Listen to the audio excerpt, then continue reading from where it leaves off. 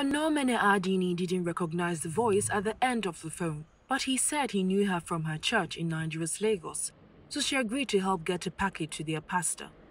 But when she arrived, 3 trucks pulled up filled with armed police who demanded she take them to her brother.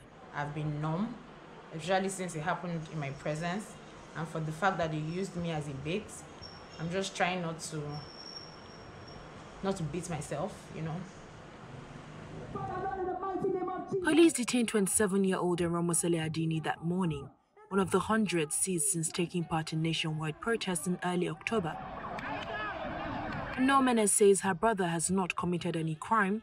Police accuse him of criminal incitement, cyber-stalking and provoking a breach of public peace.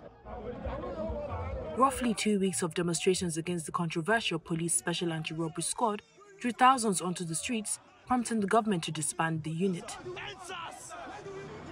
But interviews with activists, lawyers and human rights advocates depict a pattern of intimidation in the aftermath that some observers have likened to the violent repression and state surveillance during the country's decades of military rule. Nigeria's central bank says it has frozen assets of 20 people involved in the demonstrations. A court filing says the freezes occurred while the bank investigated whether there were links to terrorist financing.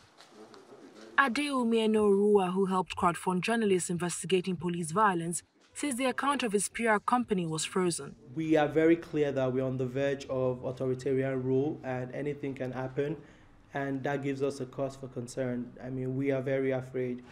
7 activists interviewed by Reuters reported receiving threatening messages or phone calls. 4 said they were in hiding, while 2 having left the country. The presidential spokesman referred questions to the military and the police. An army spokesman dismissed activists' fears that they were being investigated, tracked, or blocked from leaving the country as fake news. A spokesman for Nigeria's federal police did not return requests for comment.